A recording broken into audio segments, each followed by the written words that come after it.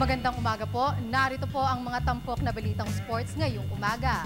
Sa billiards, muling nagbigay ng karangalan para sa bansa si Pinay pool darling Rubelin Amit. Ito'y matapos na pagreynahan niya ang Women's World 10 Ball Championship sa Pasay City kagabi. Hawak ang 97 lead sa Race to 10 Finals. Nagkaroon ng pagkakataon si Amit na maiselyo ang panalo matapos na sumablay ang tira sa 8-ball ni British rival Kelly Fisher. Winalis ng Cebuana QRTs ang lahat ng 3 bolang natitira sa pool table tungo sa pag-ani ng 10 frames to 7 victory. Ito ang para kay Amit sa 5-year history ng Women's World 10 Ball Championships at siya ay unang nagkampiyon sa torneyong ito noong 2009.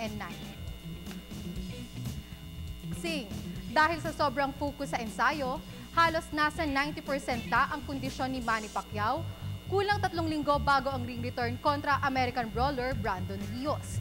Kaya naman iniingatan ngayon ng husto ng Team Pacquiao na huwag masunog sa training ang 34-year-old Sarangani Fighting Pride na naghahangad na makabawi at makabangon mula sa dinanas na back-to-back losses noong 1 taon. May report si Cecil Kimlat. Sa hustong kondisyon na si Manny Pacquiao, eksaktong 20 araw bago ang comeback fight kontra Brandon Rios. Sa kanyang regular sparring sessions, katapat sina Japanese light welterweight champion Keita Obara at British light middleweight Taffy Liam Bogan na malas ulit ang footwork at bilis ng kamao ni Pacman. Kwento ni retired boxer Bobby Pacquiao, unti-unti nang nanunumbalik ang dating tikas ng kanyang nakakatandang kapatid na si Manny. Okay lang naman. Nasa mga 7%, mga ganun. Siyempre, masyado kasi bigla. Baka yung kondisyon niya, ano ka agad ba? Mahirap naman. Medyo mga malapit na 90%. Ganun. Ang bilis ng mga mga galaw niya.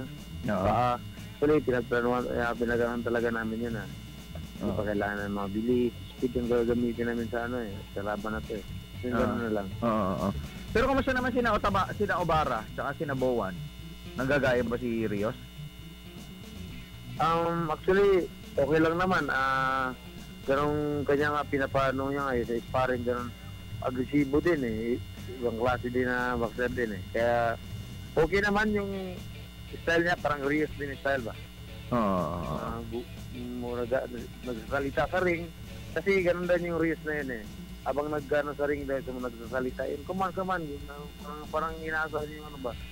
At dahil sa masyadong naging seryoso sa ensayo, inamin ni Bobby na iniingatan nila ngayon na huwag masunog sa training si Manny. Actually, nandiyan naman lahat yun. Sa atin lang, hindi. Huwag na baka masunog tayo sa training. Huwag nila masyadong talagang hard or something like that. Kasi maga kasi siya masyadong maga, baka ma-over ba sa masunog tayo pa yung ganun ba. Sa panig naman ng sports radio anchorman Renato Lirio, mas magandang senyalis pa rin ang muling pagsubsob sa training ni Pacquiao, hindi tulad noong araw na nagpabaya ito sa ensayo. Medyo siya visible sa lahat. Inaasikaso niya yung training niya. Kanya doon talagang yung backache niya, yung back pain niya, medyo kay duda dyan. Yung roadwork niya nabawasan. Talagang dapat yung arisa dapat dyan eh. Magaling yan sa ganyan eh. Nawala na siya, nandiyan na yan. I don't know how Manny would react during the fight.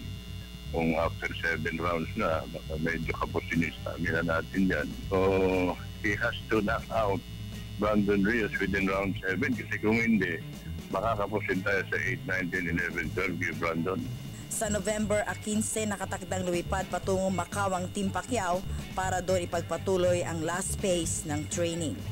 Para sa Good Morning Boss, Cecil Kimlat, PTV Sports. Sa iba pang balita, buo ang tiwala ni Phil Cycling President Bumble Tolentino sa kakayahan ni Olympian BMX rider Daniel Kaluwag na humugot ng ginto sa Southeast Asian Games sa Myanmar sa susunod na buwan. Ito'y dahil na rin sa title romp ng 26-year-old Phil American sa nakalipas na Asian BMX Cycling Championships. Narito ang report ni Judith Karingal. Halos nakatitiyak na ng gintong medalya sa Southeast Asian Games sa Myanmar si Olympian cyclist Daniel Kaluwag. Ayon kay Phil Cycling President Bambol Tolentino, isang world-class dirt bike rider ang 26-year-old Filipino-American na sariwa mula sa pagkopo ng ginto sa nakalipas na Asian BMX Cycling Championships. Natural.